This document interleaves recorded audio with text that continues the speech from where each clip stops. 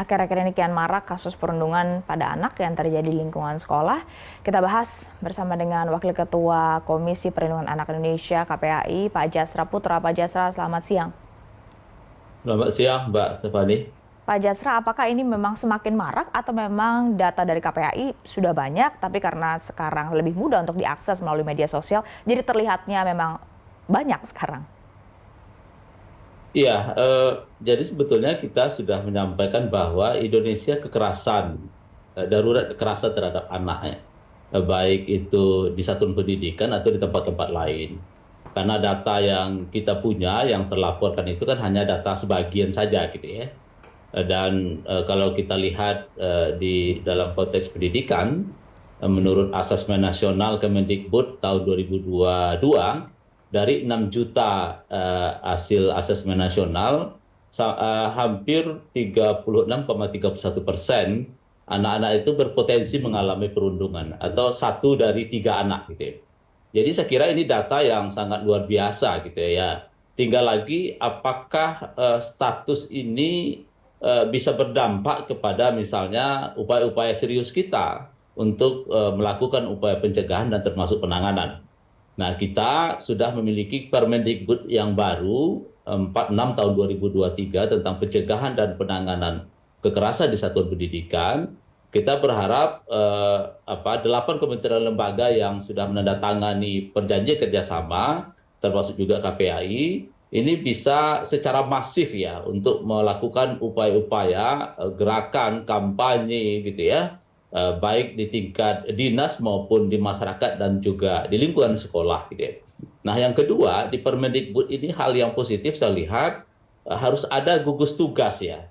Kita mungkin ingat dengan penanganan COVID dengan gugus tugas yang sangat efektif gitu ya, dengan model pendekatan pentahelik dan melibatkan semua hal termasuk juga media gitu ya, agar situasi ini jangan kita anggap baik-baik saja gitu ya. Dan pada akhirnya kita hanya seperti pemadam kebakaran ya, seperti kasus Cilacap, kasus di Jakarta Selatan, dan sebelumnya ada siswa yang memukuli guru sehingga guru ini mengalami kekerasan dan seterusnya. Itu dia Pak Jadi Jasra, supaya jangan hanya penanggulangan, lantas langkah preventif apa yang selama ini sudah dilakukan, termasuk dari KPAI? ya, jadi hal yang kita lakukan itu, rekomendasi kita adalah pertama, di setiap satuan pendidikan harus ada petugas yang terlatih ya. Jadi petugas ini terdiri dari komite sekolah, terdiri dari guru dan termasuk juga siswa untuk mengevaluasi setiap saat peristiwa-peristiwa sekecil apapun yang terjadi di lingkungan sekolah atau mungkin di luar lingkungan sekolah, ini bisa dilakukan upaya pencegahan secara serius. Itu yang pertama. Nah, lalu yang kedua, rekomendasi kita adalah bagaimana memastikan kampanye ini memang betul-betul bisa mengajak siswa itu sendiri gitu ya. Bagian dari pengurangan risiko ya. Karena antar mereka tentu lebih efektif ya dengan bahasa-bahasa katakanlah bagaimana memastikan candaan-candaan yang tadinya mungkin biasa-biasa saja tapi oleh korbannya sesuatu yang sangat menyakitkan gitu misalnya. Nah, yang ketiga, jika sekolah terbatas SDM-nya untuk menyelesaikan perundungan di satuan pendidikan, maka sekolah harus bekerja sama dengan pihak lain. Misalnya dengan Dinas Pemberdayaan Perempuan Perlindungan Anak, lembaga-lembaga yang dibentuk oleh masyarakat gitu ya. Sehingga upaya-upaya pencegahan itu memang betul-betul mampu kita antisipasi dan korbannya tidak berjatuhan gitu, Mbak. Ya, ini kalau tadi Anda mengatakan 1 dari 3 anak berpotensi menjadi korban perundungan. Bagaimana dengan potensi seorang anak kemudian menjadi pelaku dari perundungan itu sendiri? Adakah kajian dari KPAI yang menunjukkan apa sebenarnya faktor yang bisa membuat seorang anak tega membuli temannya sendiri yang kemudian nanti bisa dieliminir oleh gugus tugas yang Anda sebutkan tadi? Ya, jadi hasil kajian kita itu perundungan ini satu ada tindak atau perilaku yang berulang. Dan karena dibiarkan atau guru atau lingkungan tidak mendeteksi, maka perilaku yang berulang ini pada akhirnya melancarkan aksinya dengan leluasa. Itu satu. Nah, kemudian kedua, kita melihat sekolah kadang-kala tidak punya informasi riwayat terkait pengasuhan anak ini sebelum masuk ke sekolah itu. Atau sekolah tidak mendapatkan informasi secara detail bagaimana sih situasi lingkungan anak. baik itu di lingkungan di keluarga, di lingkungan rumah anak, atau di media sosial sendiri gitu ya. Karena kalau kita tahu apa yang terjadi pada anak-anak kita pada hari ini, maka bertemanlah dengan mereka di media sosial. Nah, soal lain adalah kita melihat faktor di mana era digital, di mana tantangan untuk viral menunjukkan eksistensinya. Kalau kita lihat di Cilacap ini kan sebetulnya pelaku ini pelaku yang dari sisi prestasi punya prestasi, misalnya pencak silat, keagamaan dan seterusnya. Tapi pencak silat yang dia pelajari itu tidak sesuai dengan nilai-nilai kepencak silatan itu gitu ya. Nah, jadi menyimpang dari apa yang dia pelajari gitu ya. Nah, saya kira hal-hal seperti ini kan harus kita antisipasi. Kita harus kuatkan lingkungan keluarga. Keluarga harus dibangun literasi digitalnya, dan bahkan anak juga seperti itu. Kemudian sekolah juga hal yang sama, saling menguatkan. Nah, kalau tiga lingkungan ini tidak memiliki perhatian, maka dia akan direbut dengan lingkungan lain gitu, yang dimana energi yang dimiliki anak yang sangat luar biasa ini pada akhirnya disalurkan pada energi negatif dan bahkan menjadi pelaku dari tindak pidana yang tentu tidak dibenarkan gitu, Pak. Benarkah datanya Pak Jasra bahwa perundungan anak-anak ini memang lebih banyak dilakukan di lingkungan pendidikan dibandingkan di luar sekolah, atau mereka ketemu di mana lalu merundung teman-temannya, atau data dari KPAI seperti apa? Iya, jadi kalau data kita sebetulnya yang terlapor itu ada 101 kasus ya, dan hampir memang 40%-nya perundungan gitu ya. Nah, perundungan di dunia pendidikan memang biasanya kalau kita lihat satu kelas itu ada satu orang biang bully gitu ya. Tapi karena dibiarkan atau guru tidak care terkait perilaku itu, maka dia bisa mengajak temannya.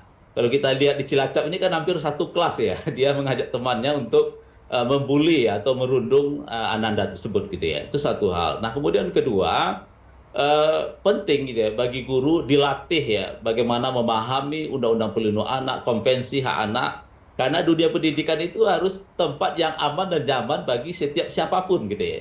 Baik itu guru, orang tua, siswa gitu ya. Tapi faktanya kan sebaliknya kita lihat, sehingga kita atau saya yang memiliki anak tentu harus was-was ya ketika anak saya berangkat ke sekolah. Saya harus aktif berkomunikasi dengan gurunya, harus aktif berkomunikasi dengan anak ya kalau memang betul sudah punya gawai gitu ya.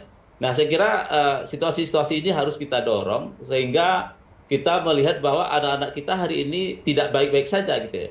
Apalagi data Kemenkes menunjukkan bagaimana gangguan kejiwaan pasca pandemi ini baik dialami oleh anak maupun dialami oleh orang dewasa, kan datanya cukup meningkat.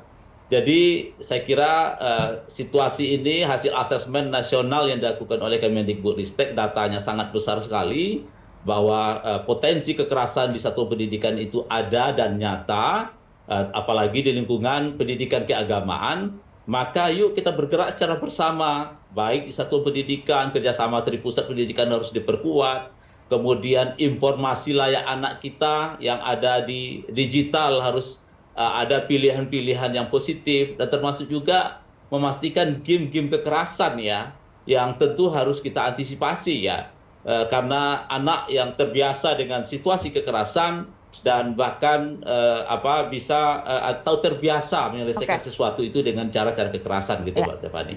Pak Jasra, ini kan bukan pertama kali sebenarnya kita lihat ya video viral ada perundungan untuk anak sekolah. Tapi tampaknya seperti yang kita lihat tadi videonya, tidak ada rasa takut ketika dia kemudian melakukan perundungan dan direkam, diposting juga di media sosial. Padahal sudah ada contoh sebelumnya bahwa pelakunya kemudian dapat hukuman. Apakah berarti selama ini hukuman kepada para pelaku anak perundungan ini belum ada efek jera atau gimana, Pak Jasra? Ya, kalau di dalam anak yang menjadi pelaku, korban maupun saksi ya, kita kan memiliki Undang-Undang 11 tahun 2012 tentang sistem peradilan pidana anak. Di situ ditekankan restorasi justice, pemulihan gitu ya. Jadi kalau ada anak pelaku ya kita lebih melihat siapa yang berinvestasi sesungguhnya, kenapa anak sekejam itu melakukan tindak kekerasan gitu ya. Dan ini tentu dalam sistem peradilan pidana anak kita banyak pihak profesi yang terlibat, ada psikolog, ada peksos, ada bapas, ada aparat hukum sendiri, orang tua. untuk melihat apa situasi-situasi yang sebelumnya kenapa terjadi peristiwa tersebut.